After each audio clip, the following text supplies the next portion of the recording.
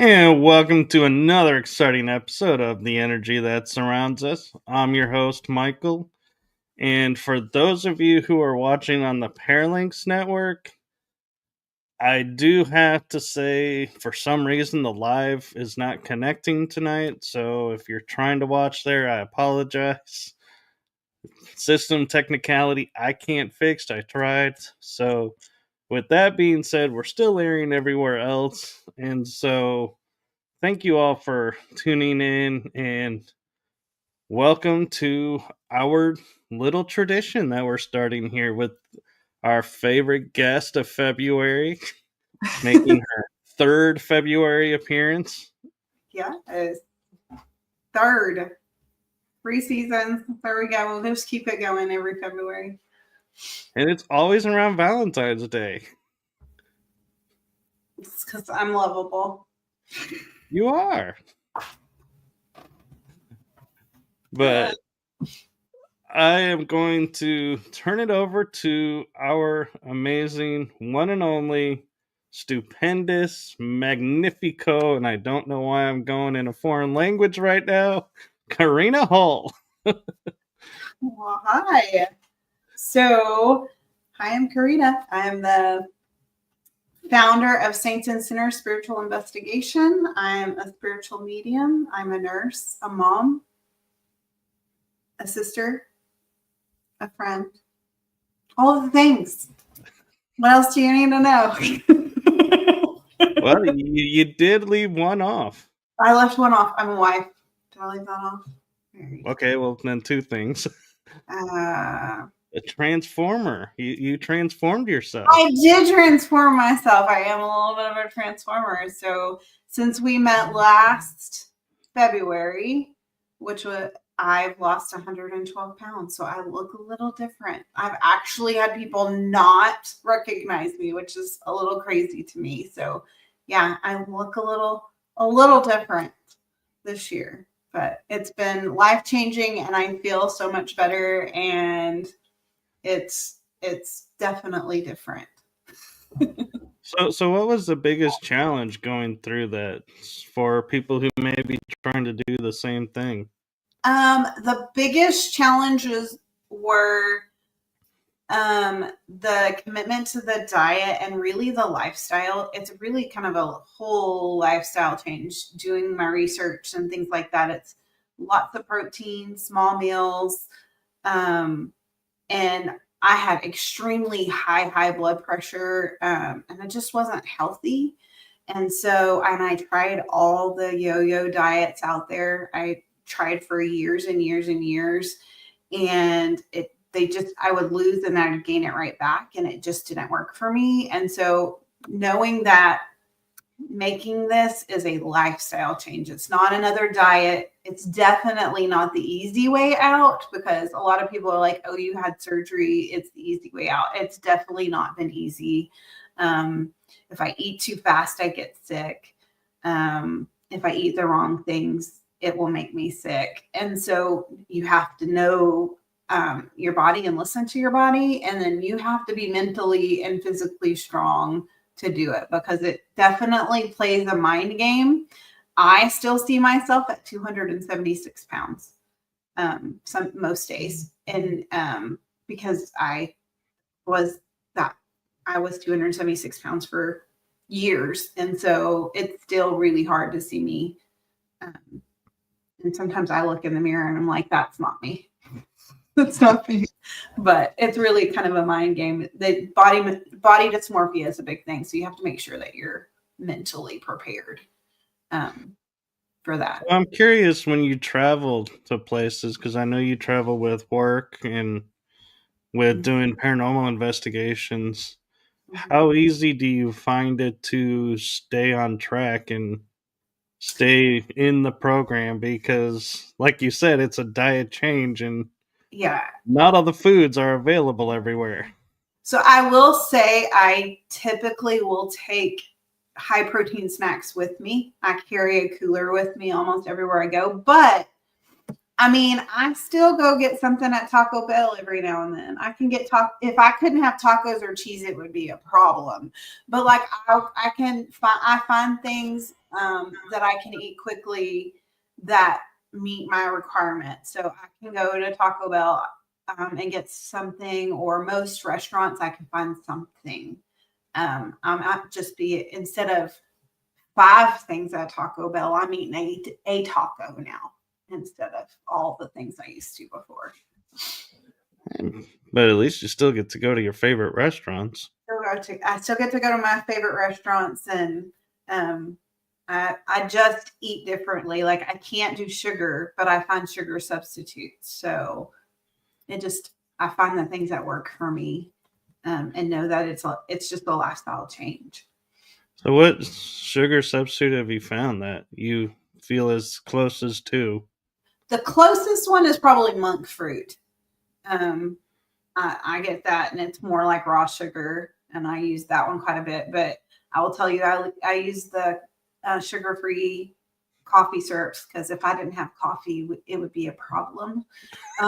So I definitely have different coffee syrups, and I find those everywhere.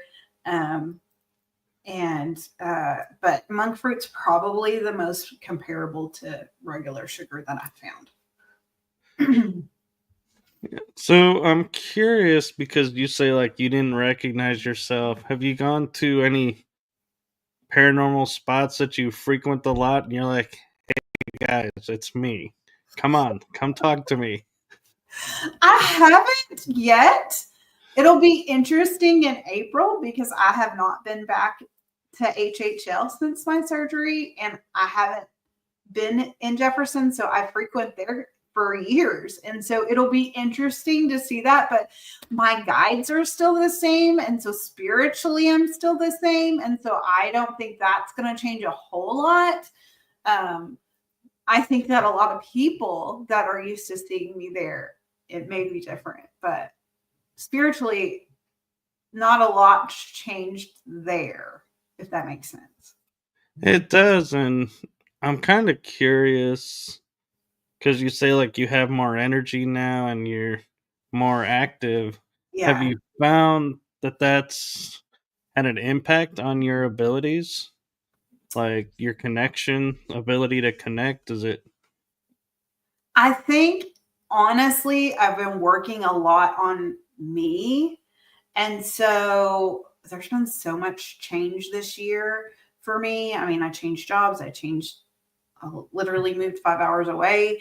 And so, um, honestly, I've been focusing on me a lot. And I feel like I'm transitioning spiritually right now into kind of that higher level, which is not always fun. So when people say their gifts are moving up, it's not always the funnest journey. It's um, it's not. no? That's an understatement. But I will say it has changed it a little bit, but not a whole lot. I've been focusing a lot on the physical, and I think I'm moving into that area where I'm now starting to focus a little bit more on the spiritual side of things. So my dog just came in the room, so sorry about that. Oh, that's fine. All fur babies are welcome. So now that you have all this energy, are there places that are on your bucket list that you're like, okay, now is the time to go? Well, definitely Yorktown is on my bucket list. And so definitely want to go. I feel like I'm definitely uh, up for that, especially when it's not so warm and not too cold, because I tend to get colder now. By the way, that's the thing. It's called the bariatric burr. When you have that surgery, you get a lot colder. I don't have as much insulation. I think that's what it is. Um, and so I'd like to go to Yorktown. I'd like to go back to the USS Lexington because that is huge area. And honestly, I got really worn out while we were there, not able to go up and down the stairs and things like that. So I'd love to go back. And I feel like I would be able to explore a little bit more. So that's definitely somewhere I'd like to go back since I've had the surgery and have more injury. And I don't know, talking about like the Lexington, have you been to Galveston with the Seawolf Park? I have not been to Seawolf Park. I've been to Galveston a few times, but I haven't gotten to investigate the area. That was trippy because we're on World War II vessels. Mm-hmm. One's a sub and one, I believe, was a destroyer. And having equipment going off and registering is interesting because, yes, the lights are on, but that's the only electric, and they're running off of lines through something else. And so it's like, I'm How? not sure what could be causing these to trigger off, and it's in certain spots, so it's not like the whole ship is conductive. Yeah, So yeah, it was quite interesting, but I haven't had the chance to investigate the Lexington. it's huge, and it's very active. And when I was there, we got a ton of information. The crazy part is you can't really go live because of it's so thick. And so when you're in there, or if you're trying to broadcast anything, you really have to video and then post it later, because the walls are really thick. But it also, equipment doesn't work the same. So if it's going off, there's probably something causing it because of the ship itself. It doesn't really, you can't create that electromagnetic field, those type of things. So it's really a cool place. Right, because people don't realize, they think it's as a metal hull and steel. They're like, oh, yeah, it's got to be thin to float. But no, they're actually very thick because they were meant to take impacts Yeah, and keep going. And so, yeah, there's like no cell phone reception. not And at all. You have to like go up to the top of the ship and you might get some, but really you're not. And so anything that you're trying to do, you're not going to be able to broadcast anything, but you can record into it later. Like we were trying to do Facebook lives and stuff, and it was not happening. and the submarine, they talk about it being tight quarters because, it's a small little vessel. Mm-hmm. Dan LaFave and I were in there and trying to go from one side to the other. There's a spot where we're like this, Oh, scooching along, and we're like, oh man, if they find our skeletons here, this is going to be so awkward. yeah. Becoming part of the ship because we couldn't go from one side to the other. finally squeezed through. A little claustrophobic. I'm not quite sure about that one. That might be I'm a little claustrophobic, honestly.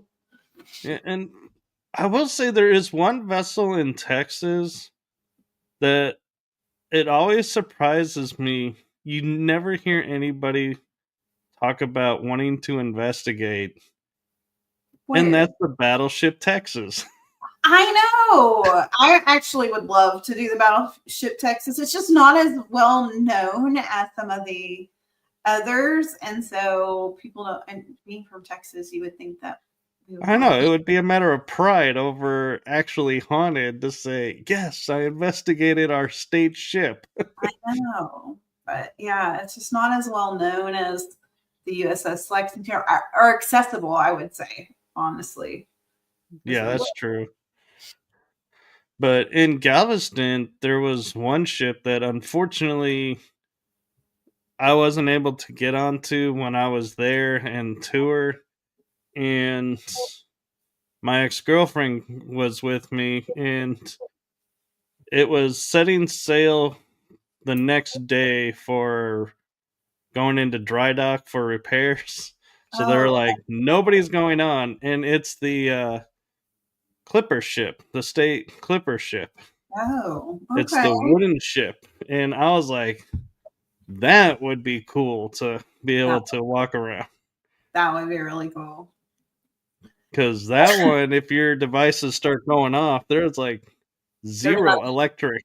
Yeah, nothing. That's really cool. That's what I love is going places where you know that you couldn't get any electric. There's nothing that should be causing this and being able to rule anything out and your equipment's gone off. So there and you're not doing it. And you're like, there's no way that I could have made this happen. That's just confirmation. That's what I like to go to places like that. That's kind of why I'm excited. Can't wait to be able to do like Yorktown because there's not a whole lot of electricity there to make I'm things not go. even sure there's any I actually. don't think there is. Again, I haven't been there. No electricity and no restrooms. But there are gas stations close by. Yes, I'll just keep a vehicle close by. So Yeah. I know a And couple of there, my team members that would be a problem. yeah, that and you do have to watch because it is off the highway, so you'll have semis at all hours going by. Yeah, I'm used to that. My dad was a truck driver, so But yeah, but Yorktown is a really cool place, and I was actually surprised to learn near Yorktown is a little city called Cost, hmm which is where the I guess the original Gonzales was because that's where the first shots of the Texas Revolution was fired, the cannon. nice, nice. And I went over there and they had this huge like monument to it and like the story on these little placards along the a walkway. And then you drive to the back because it's on this private road that you can drive. And it's like when I got there, I started laughing because to the left is a house, to the right is a field, and in the middle is this little like column that's like a stud column. And hmm it says, "This is where the first shot was fired," and there's an American flag flying over it. Not a Texas flag. Not a Texas flag in sight. Oh my gosh. I was like, "This is a little funny," but I was like, "All right." We should fix that. It should probably be a Texas flag. I'm just saying. Or at least be around. Or we're a Texas flag somewhere. I do Yeah. think though they might have been flying the "Come and Take It" flag. Oh, was it? If not, that is the flag that really should be there because that was the flag that was there. Yeah. That would well, if we get when we go to Yorktown, we'll have to go check that out for sure. For sure, for Yeah, sure. it's not that far actually. I found it was like maybe an hour, 2 hours to Oh, get to it. that's not bad. So no, in the scheme of, you know, 5 hours to get to Yorktown, what's another two? Once another two, it's fine. You know, this is what we do as paranormal investigators. We are willing to travel wherever we need to go. So, Exactly. And I and the nice thing is there's a nice parking lot is off there? to the side. So you could go into the parking lot, park, and look at the field and walk over and read the column and take photos. And I was nice when I did it. I left the house alone and didn't bother the house. Stayed on the other side. There you go. Did you take equipment with you? I did, but I ended up because it was really windy that day. I Mhm. just tried using my cell phone to Yeah. record video and try, and you just hear a wind going by, and it's like unfortunate, but happens often in Texas. Every 5 minutes, it will change. I mean, I think we're supposed to get a wintry mix tonight. So I'm like, really? It was just 80 degrees this weekend. Oh yeah, tonight we're supposed to be in the high 20s, hmm and I think tomorrow is another day in the high 20s at night. Yeah. But this is what people got to understand. During the day, we're in like 650s, 60s. At Yeah. night, we're in the 20s. We get hot and then we get freezing cold, and then we wake up And we to wonder why cold people to say, go warm. It's like, well, it's exactly what it's been. And it's like, and I went and visited my kiddos this weekend. And so it was 80s and a little humid. And then out here in the West, it is not humid like it is there. And I was like, oh, I forgot what this was like just a little bit. yeah. And, it's kind of funny. We were talking about when you go to other states, how everybody talks about doing like, as paranormal investigators, you can do multiple locations in one day because everything's like a few hours apart. And we were talking about our state, only one portion of the state could you do multiples in. The rest are all like a day to Yeah. either get there or get there and come back. So Yeah. it's like, yeah, people It's a don't really grasp the size of our state. Yeah, and like from where I live to like Texarkana is 12 hours. It's 12 hours.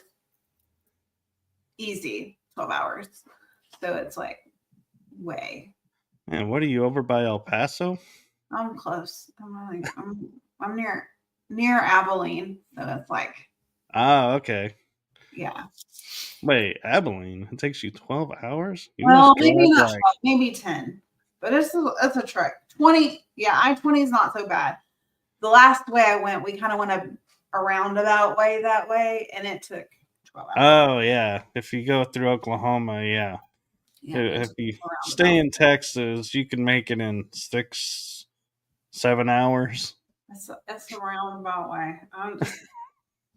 I would rather fly I'd rather fly most places, but we do lots of road trips, so we've learned how to road trip.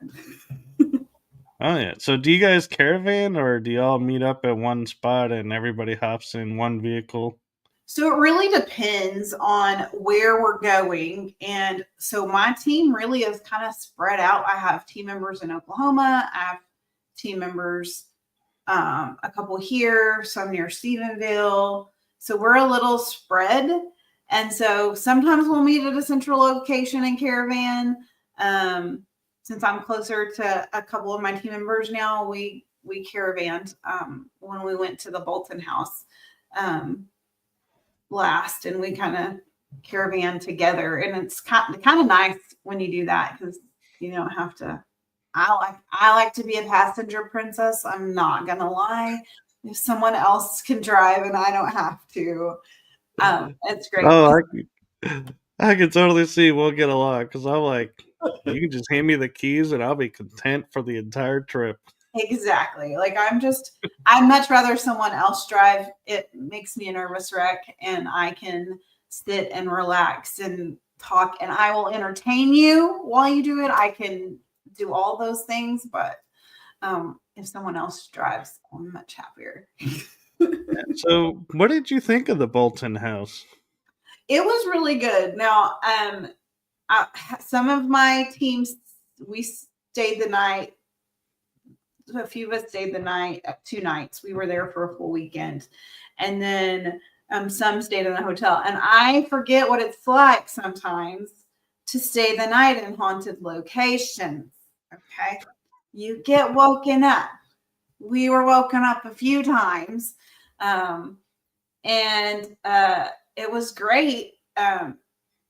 Becky's taken really good care of it and done some really great things. But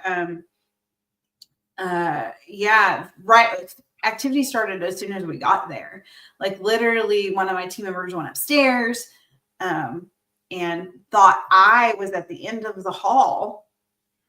I was still downstairs. I wasn't even near there. And she said it looked just like me. And she went to talk to me and it was gone. We had a couple of times where something looked like other team members and sounded like other team members. And definitely got woken up in the upstairs room. Tracy and I slept in there, and both of us were woken up about 5 o'clock in the morning. And I felt something touch my leg, and she had woken up and saw like a black mist kind of go around and come over to my side of the bed. And about that time is when I was woken up. So it was kind of cool. But I didn't go back to sleep. I was like, okay, let's go get coffee.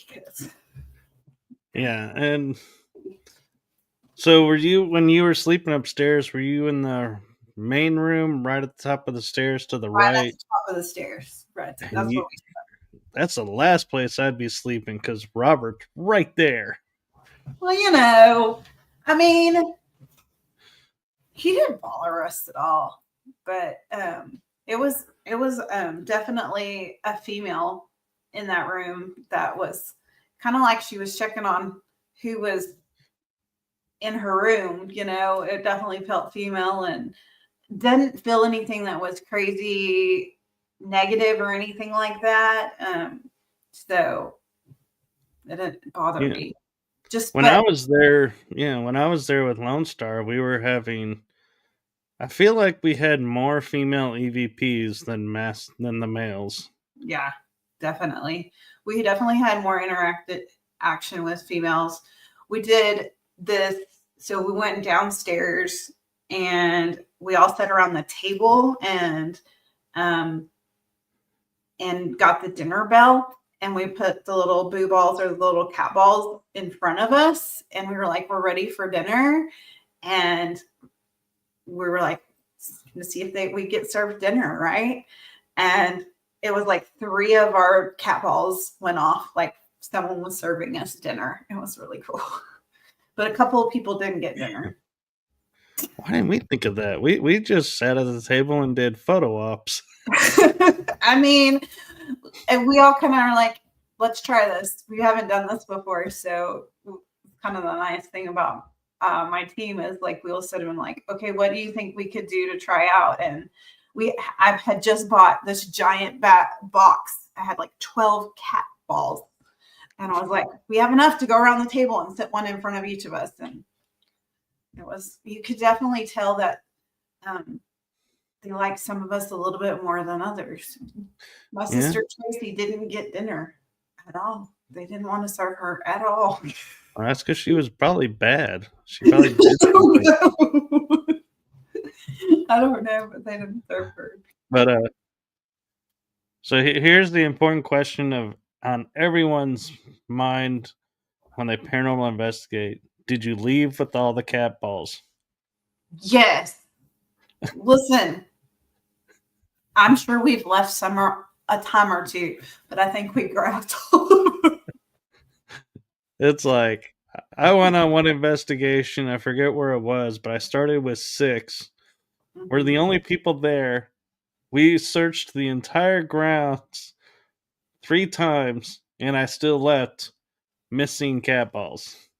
And I'm I like, mean, I don't know. I think spirit sometimes takes them and hides them. And of course, everything's dark by the time you're like finishing and you're like, did I leave one? Luckily, they're pretty inexpensive. yeah, So I literally bought a giant box, like 12, I think, right before we went to the Bolton house. And I think I left with all of them. I'm pretty sure I did. Who like the big knows? Not, Becky will be like, I found your cat ball. and he'll be like, that one doesn't look like one of ours. I'll be like, oh man, that looks like one of mine, but I didn't have any out there that night. Maybe the spirits are bringing it back for me to Bringing pick them back. up. You never know. Spirit can do weird things sometimes. No, but that would be really interesting if, you say you're at HHL and you leave a cat ball behind, and then you go to the bolted house and they're like, here's your cat ball back. I mean, stranger things have happened, I'm pretty sure. But that would be really cool and be like, yeah. Yeah, I gotta that start like initialing them so that like this one's mine. I'm gonna have to start doing that. All my other equipment, like we have most of my like I literally have one of our my cute we have like our stickers on them.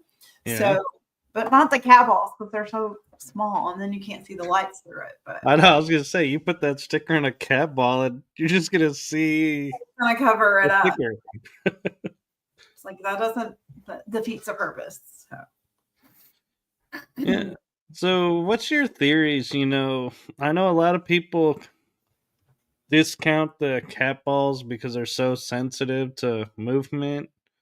Do you feel like sometimes people are just saying that because they don't want to admit to activity, or do you think there's some truth to that?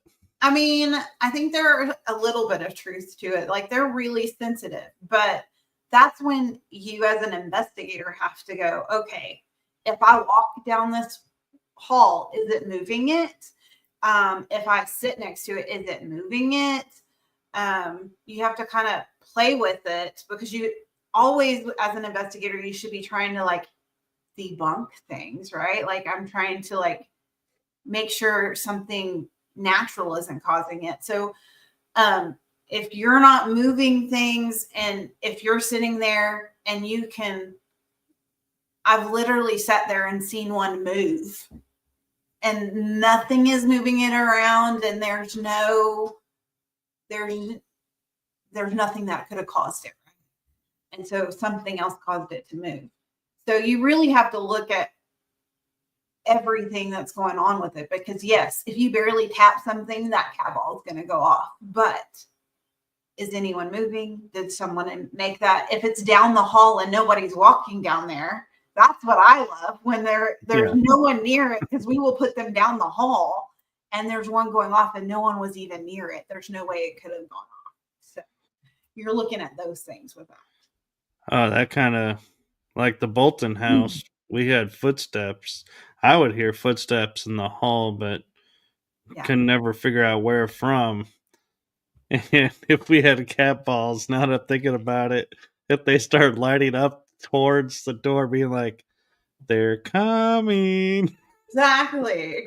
Oh, that's why I like to like turn them on and just put them down a hall or turn them and put them on steps, things like that, and make sure they're in an area where, if I was to step, I probably would step on it, but also you got to make sure that your team members know that they're there so they don't like fall down the stairs or something. Or But go crunch. but you putting them somewhere like that because if I'm not in a room, that's going to get my attention, right? And so I like to put them where they'll catch my eye, but nobody's in there. So then I know, okay, something's going on. Let's go check that out. Stuff like that.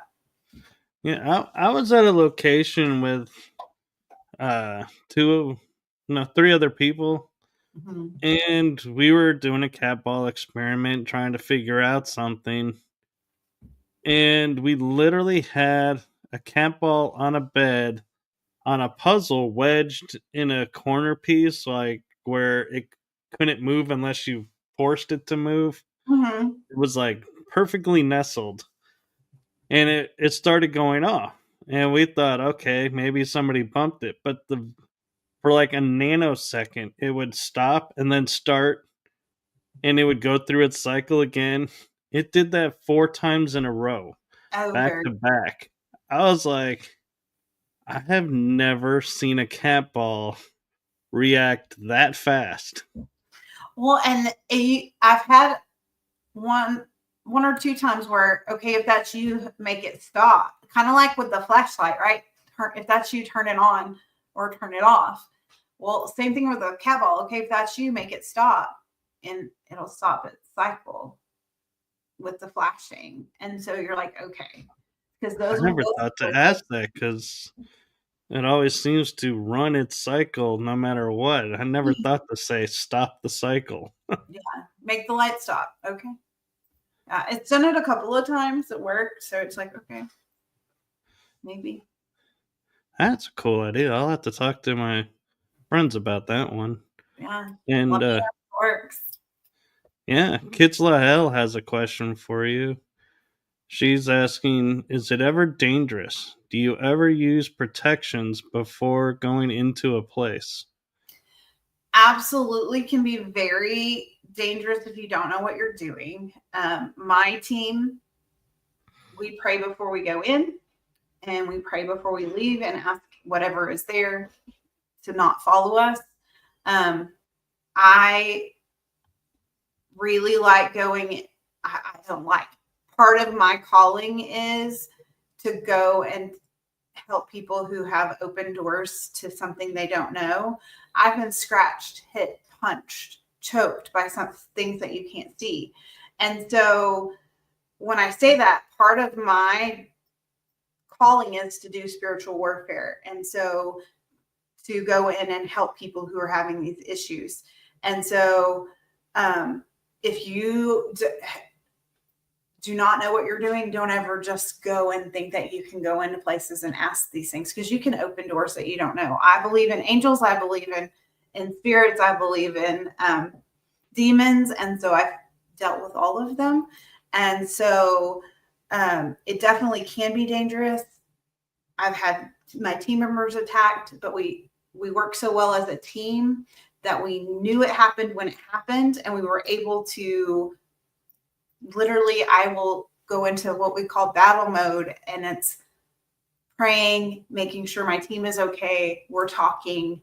And so you definitely have to be spiritually strong to kind of do this, I feel, because otherwise you can open doors you don't really know that you open. And you can be hurt, and your team can be hurt.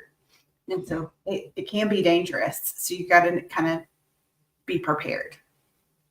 Right. I think that's one thing a lot of paranormal investigators don't think about is the simple act of asking if somebody's there is Mm-hmm. opening a door. Yes. Just because you didn't do a ritual ceremony doesn't mean you're not opening things up. And so, Mm-hmm. yeah, that's just something that I've been kind of noticing a lot lately is people go, well, we didn't open anything. I'm like, did you ask questions? Yeah, you did. You're asking questions. That's opening up a door. And the other thing is, I never allow anything to take my energy. I do not say you can use some of my energy. Absolutely not, because that's inviting them into taking your energy and using it. And so you can use this piece of equipment's energy. You can use that, but you cannot use my energy. And so that's one thing I always remind people: don't let something take your energy. Yeah, and a word to the wise, I'll use the term a friend of mine uses on her YouTube channel, a PSA, a public service announcement. Even if you're on a team or you're investigating as a guest with teams and they say use our energy to help you, feel free to speak up. I do it all the time and say, no, you don't have permission to use mine. No. Yeah. You can use anything else, not mine. Yeah. And Yeah. No. And we definitely, if we have a guest with us, we talk to them about those type of things before, because we want to make sure if you're coming with us, you're safe. And we're going to pray before, and we're going to invite you to pray with us, and we're going to invite you to pray at the end. We won't leave if we haven't prayed, because it's just safe for us to do that. That's just what we do. right. And one thing too that I find, even if you pray, you can spray Palo Santo or sage on yourself and have the intention of this is clearing my energy field. Yeah. Definitely. And just to declare, you can do it verbally or in your mind. You can declare you're staying here, or you can go anywhere around here, but you're not getting in my car, you're not getting on me, and you're not coming to my house. You're staying in this area. Yeah. You are not allowed in my house. And it's funny you say that. It's like, because people think that as a paranormal investigator, you're like, your house must be really haunted. Absolutely not. Absolutely not. They're one, have lots of protections around my house. My spirit guides are like, you're not coming in here. And two, it's like, it's dangerous. I don't open up my house to just any spirit to come in. Spirits know family only, right? Or my Right. guides. That's it. That's all that's allowed in my home. And usually, if something weird is happening in my house, I'm spirits trying to tell me something, and or right before a crazy investigation, I swear things will, like I had a glass fly off a shelf once, and I'm like, one, who the heck's in my house? And two, and it happened to be a really crazy investigation. And so it was a warning, like, stay on guard. Some things were gonna happen. So yeah. Yeah. So I was kind of laughing because my house, I have what I call Times Square, Oh, do where you? spirits come and go as they please, but I have guardians on it and strict policy of, beneficial, positive energy can transfer back and forth and go where they need to go as long as they're respectful. Right. But You have yeah, boundaries though. It's like exactly. you have to have boundaries, and so people just think, oh well, you must want this. Oh, no, I really don't. I go and seek outside, but spirit, you have to have that spiritual balance. And I work when I was first opening up, it was like Grand Central Station all the time. And it was very overwhelming. And so my house is like my safe space. And it's like, I don't need it to be Grand Central Station because it gets very overwhelming and you're spiritually drained if you let that happen all the time. So it's like, no. I'm kind of curious talking about boundaries. Like, if you have a boundary of, say, okay, 8 o'clock to 8 o'clock, no go.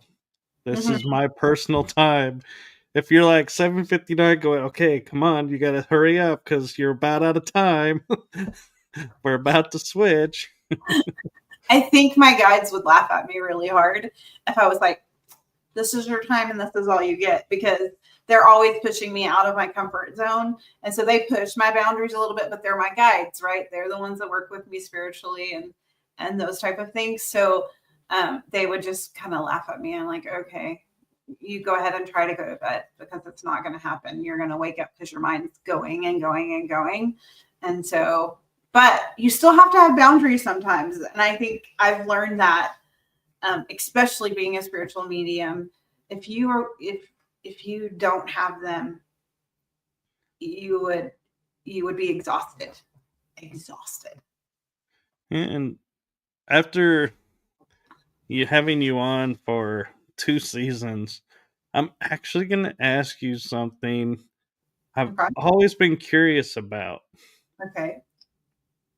What is the paranormal to you? And what aspects of the paranormal do you like investigate on your own or research on your own that you don't share with the team because they don't agree with or maybe are interested in? I mean, what is paranormal? So paranormal to me is the unexplained. For me, a lot of it is spiritual, right? I don't think there's anything that I don't share with my team. We're pretty open. And I'm pretty receptive to if they say, I don't believe in that. But I think when you do paranormal investigating, you have to know about all aspects of spirituality, right? Because if I go to Oklahoma, and or go somewhere where they believe in say I went to Jamaica and they believe in, what is it? Oh, my boss used to say it. They believe in something different. You've got to be able to learn about their culture to understand what might be going on. And so I think that that's one thing with my team is we look into that. We look into the different cultures and different religions to help with that. And so I don't think there's anything I wouldn't share with them, honestly. Yeah, But well, that's true and good, but ironically, in a roundabout way, I was trying to go somewhere without saying it to see if you would go there, pick up on it, and same. that is the UFO UAP. Do you ever go like what they call sky watching and look to see if you see anything? I mean, I love to watch the stars in the sky, and I definitely believe that there's something out there other than us because this universe is massive. Um, do I intentionally go out looking? Probably not. Um, but I definitely believe that there are aliens and UFOs because, I mean, Earth is just a tiny speck in our universe. So, It is, and I was just curious because like when I first started paranormal investigating, I was going by the TV show. So to me, everything paranormal would either be a haunted house, a mhm. haunted park, dealing with some spirits somewhere. And then I had a friend ask me to write an article for an online newsletter, and I thought, everybody always asks me about paranormal investigating. Why don't I tell them what paranormal is? And I found out by writing this extensive thing that really the bottom line is, like you said, it's anything unexplained.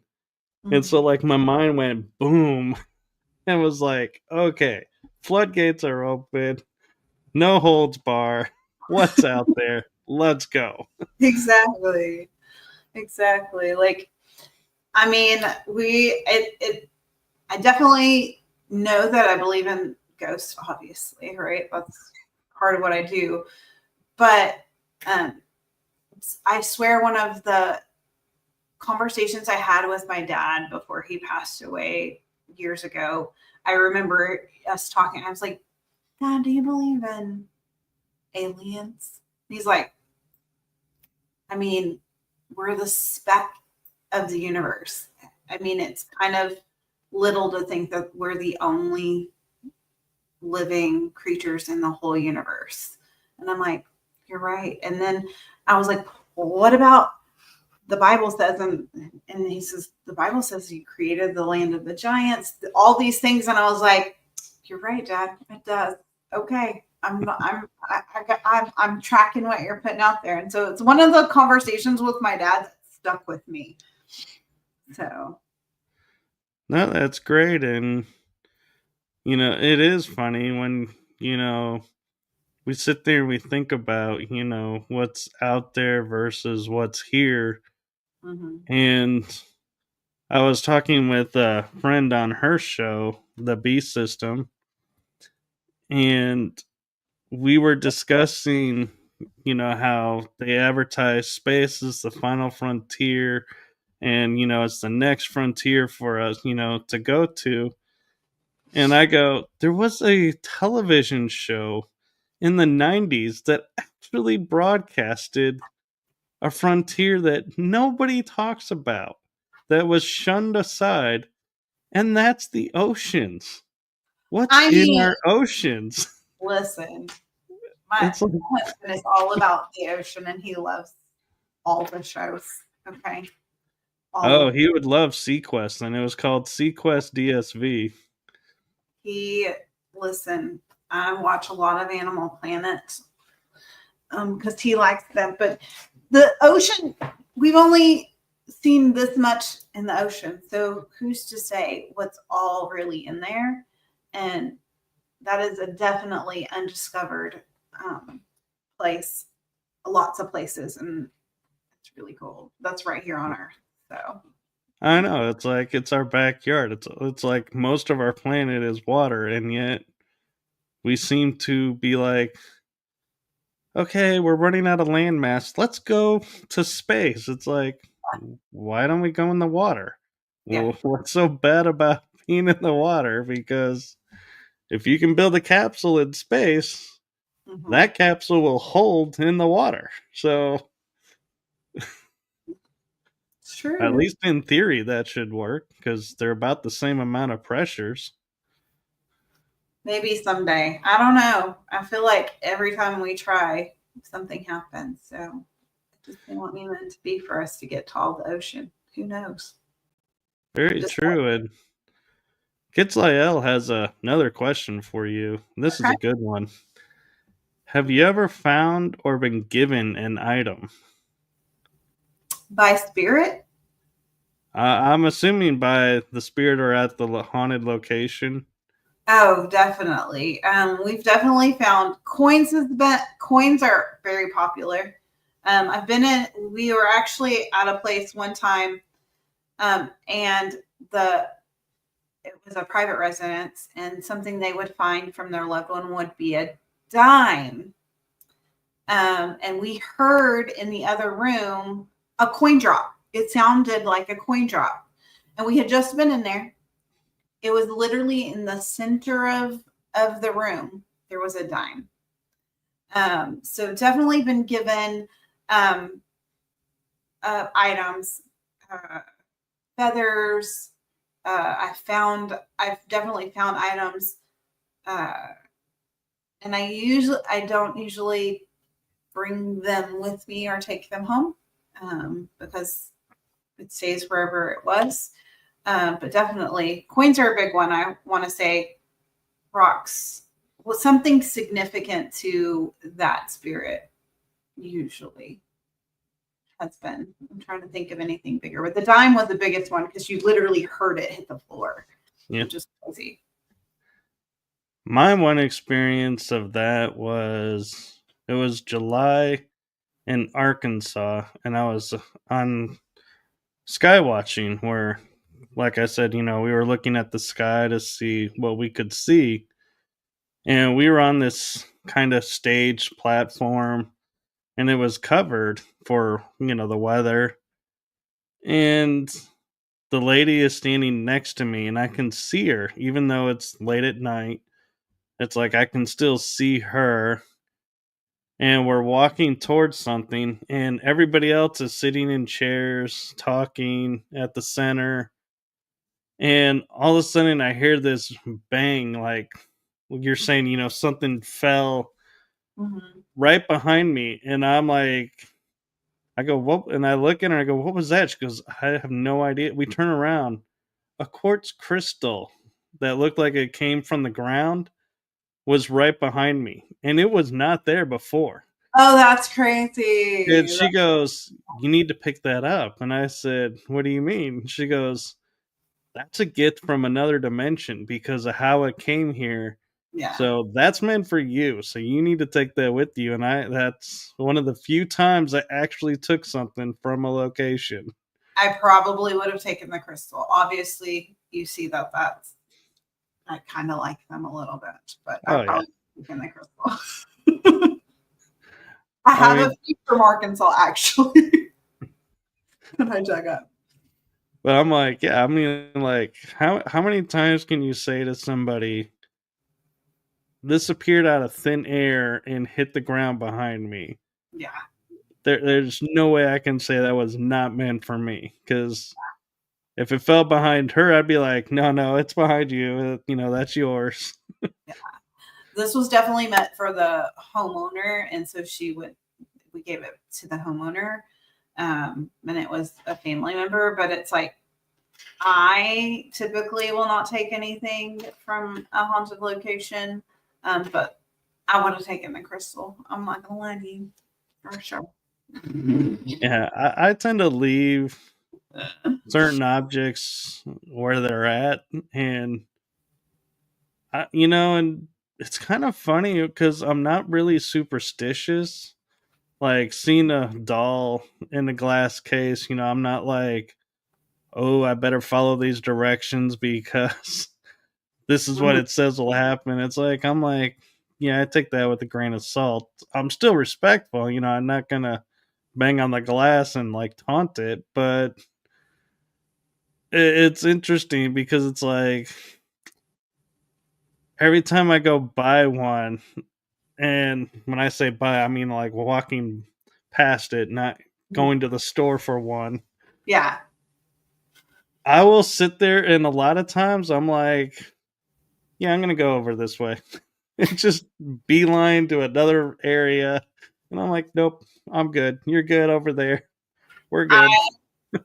My team will tell you I am not a doll lover. I will stay away from them because I just listen. If I see a doll move, I might go the other direction. I'm just saying, it's just one of those things. I think I've watched too many Chucky movies or whatever when I was younger, and just that if this doll moves, I'm out. I'm done. We're not playing. But there's a couple of my team members who love haunted dolls. They're like, this is the coolest thing ever. And I'm like, you guys can handle that. I'm gonna stay over here. I'll watch from a distance. Yeah. There's only 2 rooms in a house that it's like I feel like I had to drag myself into Mm-hmm. because I don't want to investigate them. One is the doll room where there's like dolls everywhere. Yeah. Mm-mm. And the other one, ironically, is a mirror room where there's mirrors all over. It's like I just get so uncomfortable. Yeah, I don't really care for mirrors. Don't necessarily, but if it's a room full of mirrors, nobody wants to look at themselves all the time. Like it's uncomfortable. I think that's part of what makes it so uncomfortable. But there's so many things in spiritual things, and that have to do with mirrors and them being a portal and things like that you can open things up. So it's like I'm not quite sure I want to do that. But yeah, mirrors make me uncomfortable in doll rooms. No, thank you. And we're actually approaching the hour. Do you have time to go a little bit longer, or do you I need do. to? I do. Okay. I'm good. I'm off tomorrow. Nice. Yes. To me, I wonder if, and I'm curious, your opinion behind this is the mythos and lore that if you have a mirror on each of the walls, it's a trap for spirits. And so kind of feel like if I walk in there, it's like, am I trapping a part of myself in that room? Is it really a trap? It says they do. That's why I won't buy a mirror from like an antique shop or those type of things, because you're like, whose spirits are trapped in those mirrors? I've gone into antique shop. One, sometimes antique shops make me a little uncomfortable, and two, you just go to some of those mirrors and you're like, not taking that. There's something there. Not doing that. So yeah, can be uncomfortable. I feel like there's lots of things that say they trap spirits. So who knows? And talking about like antique mirrors, have you been to Myrtle's Plantation? My favorite place to investigate ever. Yes, Myrtle's is one of my favorite. The mirror in the house that they've replaced the mercury mirror, what is Mhm. it, 3, 4 times? And the Yeah, handprint returns each time in the exact same spot. crazy. It's crazy. I I'm just like, I don't. You think that okay if you did it like once, but it's the same place every single time and it's a different mirror. It is a very humid place, and so you think that the mercury and the silver backing can kind of, but not in the same shape and things like that. But yeah, that that Myrtle's Plantation, by far one of my absolute favorite places to investigate, and not necessarily just the house. The land itself has so much history, and I will tell you, I don't usually stay in the house. I will stay in one of the cabins on outside, and I get just as much activity there than anywhere else. It's just by far. And I will tell you, last time we went was right before the restaurant burnt down. And that whole weekend that I was there, I kept going, was there a fire here? Was there a fire here? And they kept going, no, there wasn't a fire. And literally I left the next day, the restaurant burnt down. I kept getting that the whole weekend. I was like, well, this makes more sense now. But yeah, it was a little crazy. and quick disclaimer, no, Karina did not make the fire happen to prove herself right. I no, I literally didn't see it till the next day. Like my friend sent it to me, and he was like, did you see this? And you said this all weekend. Like I didn't even initially see it. You literally were talking about a fire the entire weekend. I'm like, no, I don't know why I'm getting fire this whole weekend. I got fire. Fire. You know, it's funny talking about that. It reminds me of my family. We were traveling, and I guess you could call this a paranormal experience, but we were coming back from visiting family, and we stopped in this restaurant, and we were like, the food was, not that we're foodies or snobs, but we were like, the food just tasted really bad to us, and we were like, leaving and going, and I remember saying to myself, going, man, God would do a service to humanity if that restaurant was to shut down, or, maybe like have to, go back and relearn to cook, with more spice and more flavor and, better. Oh Well, yeah. we get to the hotel, and you're going to laugh at this. We turn the news on, a tornado shredded the restaurant. Oh my gosh. I was like, for the longest time, I was like in the back of my mind going, I need to be careful what I say at places because apparently I have a connection. You have to be really careful. Sometimes me and my sister have learned that. Like we'll say something, and next thing you know, like something has happened, and we're like, did that just happen? Like, yeah, Yeah, things so I know what you're saying about the fire. It's like, yeah, mine wasn't a fire, but it probably would have been better if it was a fire.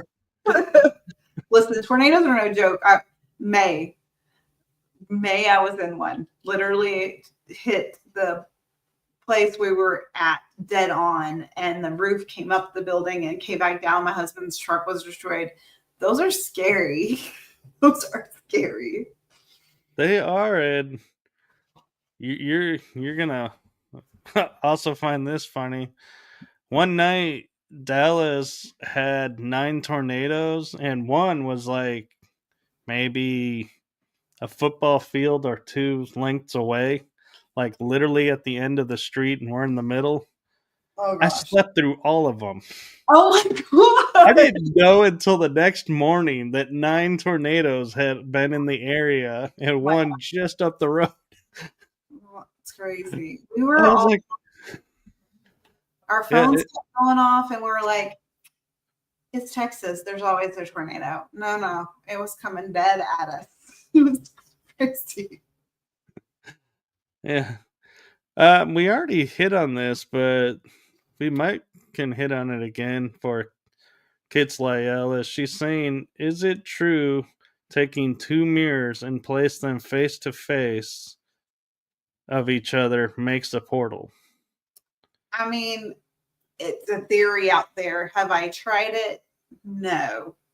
But I will tell you, it's definitely a theory, and I don't go just trying to make portals to make portals. I go to try to close portals most of the time. And Right. so, again, that's one of those things you want to be careful with. You don't want to open a door. And so I just don't do that. I would say to you, Kids Lael, if you have 2 mirrors on opposing walls that are close to each other, just walk and see if you notice a difference when you pass through that little tunnel area. And if there is a difference, there's your answer. You've got a portal. Yeah. And when I say feel a difference, the temperature could be different. You could get tingles, like feeling electric, Mm-hmm. or just feeling nauseous, or be like your mood gets affected. There are several different things that can point out where portals are. I get dizzy sometimes. I tend to pick up energy, but dizziness is a big one for me.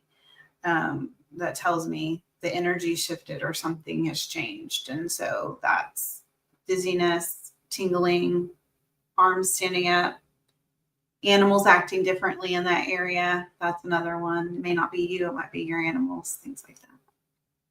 Yeah. And since we kind of hit on this a little bit earlier, I'm like kind of curious to go into this question with you. And being that you're a medium and that you talk with entities on the other side, I'll use that term and I'll explain why in a second.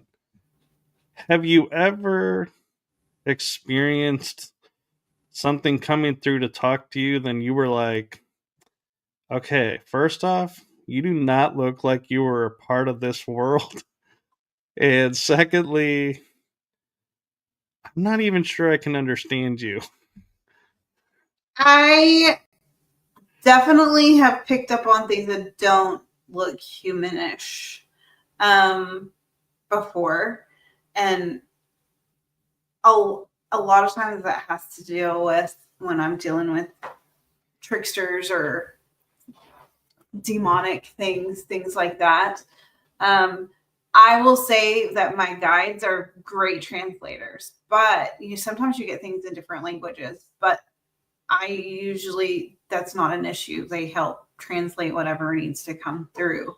Or sometimes I'll hear maybe someone had a speech impediment and I'll pick up on that a little bit through it, but Spirit's usually a great translator. So I don't usually have an issue there, but definitely have things that are like, you're not of this world. And when I see things, I don't necessarily see things physically. I see them in my mind. And so when people ask me how do I, I don't want to physically see things all the time. And so I think that's the way that Spirit works with me. It's like a thought in my head, a vision, or if you think about remembering a memory, that's how I see things. All right, that's cool. And oh, I had it in. Oh, okay. I remember my train of thought. I got distracted by the water. Have what when you watch paranormal shows, if you ever watch any, or the YouTube channels that are out there, or other teams that you investigate with, what are honestly your biggest pet peeves that you notice and you're like, really? You just went there and you just did that? Really? My biggest pet peeve is provoking. I am not a provoker. I'm not going to try to ramp things up just to ramp things up and say ugly things to say ugly things. I always try to be respectful until the entity is not respectful to me. And then I set some boundaries. But I'm provoking is a huge, like, don't be yelling at spirit just because you think you're going to get a rise out of them. More than likely, they're going to go the other direction because they don't want to hear you yelling. But provoking is probably the biggest. And I don't think there was something else. Like, just don't fake your stuff. There's so many people who like you're like, I just saw that move with a string or whatever. Like, if there's nothing there, there's nothing there. It's okay to say. Like, there's not every place you go to is haunted all the time. Not and also people think that a 1 hour your investigations are 1 hour and they're like 24 hours and then you have 8 cameras and you have 24 hours of and 8 cameras to go through, so it takes a while to go through. And then they see shows that are an hour long and you're like, that's not real life. Yeah. I will say I liked when Ghost Hunters came out first and was like, okay, Monday we met the homeowners. Tuesday we did investigation. Wednesday we went to the library. Thursday we went back into investigation. Yeah. Friday we did review. Saturday we're presenting. It's like you knew this Yeah. was several hours, several days. Some of these newer ones, you're like, you just made that look like that was an hour long. And there was so much evidence. And you're like, I could have been there a whole day and had no evidence. So everybody thinks that you're going to have like all this evidence. Not every time I go somewhere, do things happen. It just doesn't work that way. Right. I always tell people when I'm investigating with them for the first time and going, I know this is going to sound contradictory to everything you've ever been told, but when we walk through these doors, clear your mind, clear all your expectations, clear all your outcomes that you want. And they're like, why? I go, let me give you an example. So if you're expecting something to move, there could be a voice that just goes hi right by the side of your ear. You're gonna miss it because it didn't move. Yeah. Or you could have a door slam in another room, but because you didn't see it, you're gonna go, oh, that was the one, and you're gonna discount. Yeah. So if you go in focused on specifics, you're gonna miss everything else. And they're like, I never thought of that.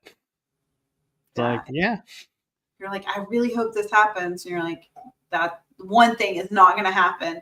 And spirits do not act on command. They do whatever they want, whenever they want it. And I remember this meme one time that shows like these investigators asking all these questions, right? And you see spirits just going, they want me to touch this flashlight. Like, that's going to be me. And when I'm a ghost, I swear, I'm going to be like, okay, let me mess with these people a little bit. Yeah. I'm going to be like, oh, you want me to play with the flashlights? All right. Do the opposite. Let's see. How many flashlights are in this room? Let's get them all going. Yes, can I light every single one up? I'm gonna make all the noise, and I'm gonna make sure. Yeah, it's just I'm gonna. I Oh, love that'd be even more fun is to be like in your mind going like dun dun dun dun and have the flashlights light up the match. home. Be Yes, like, we're doing concert here, people. yes. Play some music. I will make it do a disco. I'm telling you. Yeah, and that's one thing I've noticed on some investigations. Like people will play music and get activity, Yep. and what people don't realize is when they're watching that, they're not just randomly playing music, and the spirits are like, "Oh, hey, I actually like this guy. This is cool." No, it's music that they know. Yes. Yeah. Like if we're somewhere investigating, we try to find music in that era if we know the history, or Tracy and I will sing together a lot.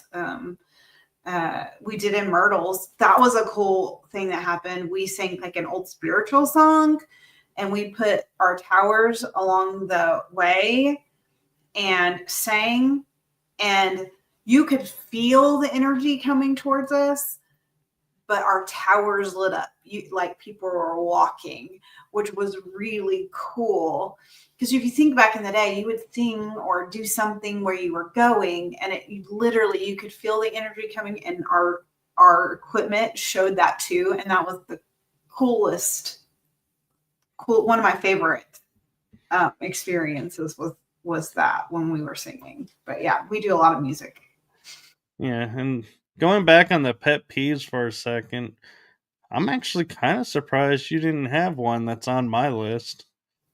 And that is everybody who encounters a angry spirit Mhm. automatically calls it demonic.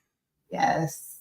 Yes. It's not necessarily always demonic. You're like, people are like I always tell people, spirits are like they were when they were alive in death. So if they weren't very nice when they were alive, they're not very nice when they're dead. Except like thinking about going to the jail, like old Lavaca jail. People that were in there weren't very nice. So do you think they're going to be in like nice spirits when you're there? No, they're not. Yeah, So it's it's like not like everything's demonic. you got a killer that probably used poisons, and they're like, "Here, would you like a cupcake?" It's like, why would I take a cupcake from you Yeah, of all people? yeah, no, Like, really? yeah. But yeah, I agree. And um, another thing too is don't be careful how you report what you found or experienced Mm-hmm, to the people who are either with you or who you're doing it for, because just because you have a thought in your mind of, oh, this is what all this means, mm-hmm, you have to think about everything you're writing down or everything you're presenting is going through their filters, not yours. mm-hmm. And so they may react totally different than you and go in a whole different direction. And you're like, well, that's not what I said. It's like, I don't know. Looking at your presentation, I could see how they went there. Yeah, you're like you have to be really careful, especially when you're presenting things, because it can. Well, everything can be interpreted differently to different people. Um, so trying to just present the facts and not your feelings in things is the best way to go, usually. Right. And one of the hardest things I think that a lot of investigators get caught up in is they're so excited they have what they think is evidence that they just post it online, and it's like, look at this. And then somebody will come up and challenge it. And you're like, what do you mean that? And then everyone just is like, oh, yeah, you jumped the gun. You didn't listen for this or that. You didn't verify this or that. And so, That's one Once, thing that I do is when I get an EVP, I'll mhm, send it off to someone and go, "What do you hear?" And they're like, "Is that you?" I'm like, "No, I thought it was one of you guys." No. All right, so we've established it's nobody that was there. yes. Now, what do you hear it saying? Mhm. It's like And I'm not then, gonna tell you what yeah, I want you to tell me what you hear so that we can kind of talk about it. But it's like definitely trying not to put your because once you tell them what you hear, they're never gonna unhear that. They're gonna right, hear exactly what you do. So I think with our team, we have everybody listen to it and kind of okay, was that you talking? What are you hearing? And so we discuss it then. But yeah, you definitely don't just go, let me post that because it's me. I'll send it also to people outside of the team and be like, do you hear this? What do you think that is? So that we're getting outside people too. right. And because, yeah, I mean, I even had an investigation. It was at Old Park Hotel in Ballinger where I was seeing this like grid on my IR camera, but I couldn't see it in a cell phone or with the naked eye, and I was like, "What is this?" And I sent it off to one of the paranormal TV stars that I had talked to recently, and I was like, "Hey, have you ever seen this?" And he brought me back and said, "Ask if anybody had an iPhone." Because the iPhones emit a LiDAR now. So you're seeing in IR the iPhone mapping everywhere they're going. Oh, see, there you go. That's Yeah, crazy. so I was like, I wrote to him back and I said, "Oh, that, makes total sense. Thank you for, telling me that. And yeah, you were absolutely right. Somebody had an iPhone." And That's so now every time I see it on investigations, now I go, "All right, who's got the iPhone?" yeah. Put it away. So I'm seeing it now. But that's part of what we do too is like, okay, I have to look at other experts and say, okay, I need you to look at this too, because I haven't experienced this. But doing that now, I've learned something, and I've been able to debunk it and making sure that if I'm going to put it out there, that it's legit. I haven't sent it to, I'm going to send it to several people to have a look at before I just say, oh, that's what it is. Yeah. And there are times that I'll post something I know it's a 50-50 shot Mhm. if it's paranormal or not. And I'll just put it out there and I'll be like, "Hey, I just thought this was cool. What do y'all think?" And some people might be like going, "Hey, is that, like a spirit or something?" And I'm like, "I don't know. It just looks really cool." So Yeah. sharing it out there with y'all. Not Uh, saying it's paranormal, not yeah. saying it's not. That's the way to do it though. Like, okay, I'm going to put this out there. You guys tell me what you think. I'm not saying it's anything, but thought it was interesting. That's a way to do it and not be like, oh yeah. So, Yeah, because so one last question for you, and I find there's a big line in the sand on this issue. Is there a difference between the paranormal and the supernatural? yeah, that's a good question. I mean, I think with our conversation that we kind of talked about earlier, right? We're like, Right. paranormal is kind of that unknown, unexplained. I feel like it's probably pretty similar. I would think that some people think that supernatural is more magical and um, things like that. So I would say it's part of one and the same, honestly. That's kind of where I would sit on things, but it fits in that paranormal realm of things, like we were talking about earlier. See, I'm the same way. I said to somebody, I was like, "So can you explain to me, let's take an angel, for example. What exactly is an angel?" And they're like, "No, I can't explain it like definite literally what it is. I'm like, so it's unexplained. Yeah, Yeah. that's the paranormal is unexplained. So therefore, an angel is paranormal to me. Yeah. And it's like, yeah, it gets tricky because even magic, like, if you were to say, well, that's magical, Hmm. magic is unexplained as well to me.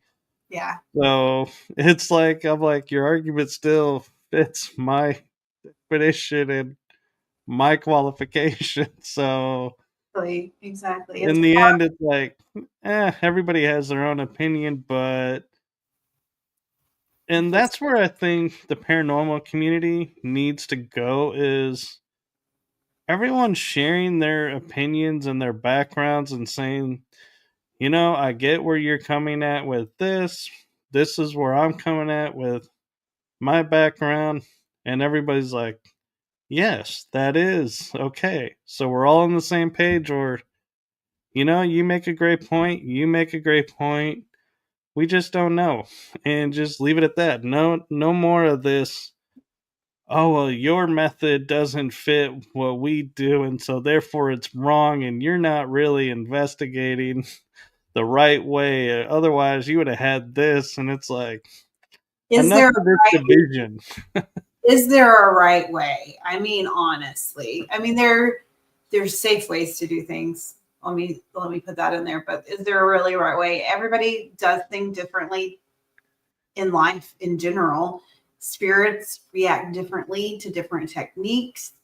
And so, is there really a right way? I don't think so. I mean, it's all theory and trial and error as you go. And I swear you'll go to an investigation and spirit will like one single piece of equipment the whole time. And then the next time someone else goes and they won't touch that piece of equipment. So it's just like, it's trial and error. There's no wrong way or right way. I don't think there's safe ways, but you, you just never know, honestly. There's Right. no And point in division over and that. I kind of take the viewpoint too that spirits have been around potentially for centuries or decades or even days, but they have tapped into a knowledge that we don't have. Hmm. And I feel like when you walk in, even if there's like a group of 5 of you, they'll be able to figure out of the 5 who's really here to genuinely make contact, Hmm. find answers, have a conversation. Who's here to have their 15 seconds of fame and going, "Ooh, look what I got." Exactly. And who's here that's like, yeah, none of this is for real. I'm just hanging out because I had nothing better to do. So Hmm. they'll look at those and be like, the one who's there for the 15 seconds of fame, be like, yeah, we'll mess with you later. Yeah. We're gonna go talk to these people first. Yeah. I mean, it's when I walk in, it's like a beacon sometimes if I'm going in and I'm pretty open, and then my guides walk in with me, and it's like, okay, sometimes it's we're gonna talk to her, and sometimes if I have all my guides with me, it's a little overwhelming for spirit, and they're not gonna mess with me at all because I walk in with like 5 spiritual guides, and they're like, we're not messing with her, not at all. Sometimes the catch-22. Yeah, and I wonder sometimes if we so protect ourselves too that spirits are like, you look like a cool person to talk to, but I'm gonna have to be like 12 feet away from you to like stand what you're giving off right now. So Exactly. I don't think this is gonna work. So I'm gonna go talk to this person who I can get a lot closer to. Exactly. I think that's sometimes it absolutely happens. Be like, I'm not getting anything, but there's another team member who's getting all the things, and I'm like, they just are not. They're not feeling me today, and a lot of those times is when I feel like my guides are like right here, and I'm like, y'all are gonna have to back off a little bit, or I can't talk to anyone. They're not talking to me because y'all are just right here. Like, all right, guys, bodyguards only right now. Yeah. 2 bodyguards. That's all I need right now. I just need you to let them talk to me a little bit, okay? Everybody else, go play on the playground or go, explore. We'll call you if we need you. Yes, definitely. So you mentioned Yorktown. Is there any other places that are up for you that you're like wanting to go to this year and the HHL? Well, I'm excited for HHL because we haven't been in about a year and a half, and so we're super excited to be back. Yeah, So Jody's awesome. She does awesome with that.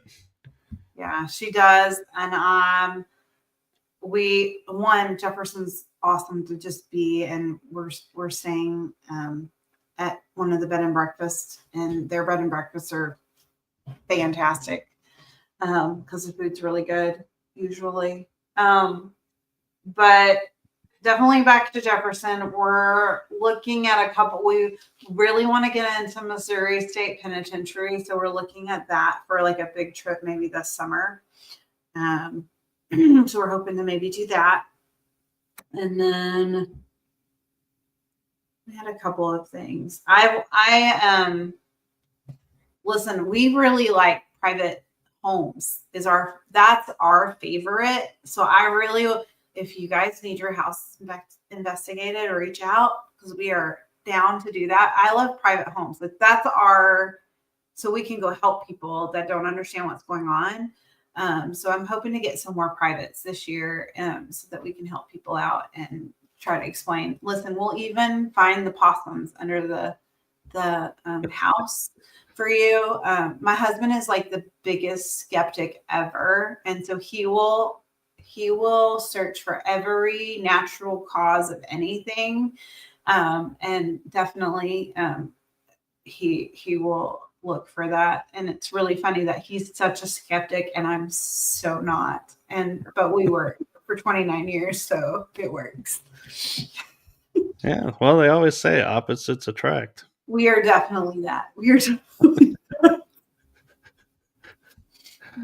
Well, thank you for coming on and spending this Valentine's week with us. And, you know, and it's funny because I mentioned to you about this becoming like a tradition because I looked at the history and it's always the same week, the same month, each season. And you were like, yeah, let's make it tradition. I'm down. I will make it a tradition next February. I'm down. It's definitely been fun. I've enjoyed it. I love sharing this part of my life and getting to talk with you. And we always have a good time. Yeah, I enjoy it too. And we, just FYI, is when we both happen to be in Jefferson at the same time, we're hanging out and watching people karaoke. Yes. Annie Skinner's karaoke Friday nights, HHL, definitely. Yeah. So, are you going to be at both HHLs or just the one? Right now, our plan is April, and we're going to see how things go. We may be there in November too, but right now, definitely be our plan is April for sure. Well, so if you all are in Texas near Jefferson during the, is it first weekend in April? The first weekend in April, Jody does a great job. There's a daytime, and then you get to come on at night, and you get to go to all the different locations and investigate with the different teams. It's a good time, and Jefferson's fun, and then there's great shopping. Lots of There shopping. is. Great fudge too. Good fudge. Lots of, if you like Bigfoot, lots of Bigfoot stuff there too. I know. I've only found like 3 or 4, and I found out somebody said there's like 9 of them. Really? I haven't seen none of them, but I've seen a few of them. But Yeah, everybody loves the one that's right across from the area where the speakers are. Yeah, That one's a good one. You can get lots of pictures. But Jefferson's they do a big in October they do a Bigfoot conference too. So if you're into Bigfoot, that's Oh, definitely the may go. have to go check that out. But April 5th, if you're in near Jefferson, go visit Carina and everybody at Yes, the History Haunts and Legends. absolutely. We'll be there with bells on. Now that's a sight to see. That's true. That's true. We'll have lots of cat balls. Okay, our cat balls will be on. There you go. And you heard it from her. She's just bought a whole box of them. So, Fun. I got it done. all right. Well, we are going to call it a night because it is getting late. And so, thank you to everybody who was in the chat room. Thank you to everyone watching. And I'm actually going to sign out a little differently because being it's Valentine's week, don't wait and miss an opportunity to say how much you appreciate and are grateful to those around you. And if you have significant others, let them know, that you love them and share, just a tender moment. Doesn't have to be big and elaborate or small. It just let it be what it is and just share that every day. Just make a moment every day to do that. Absolutely. And with that, we are good night, everyone. Bye, guys.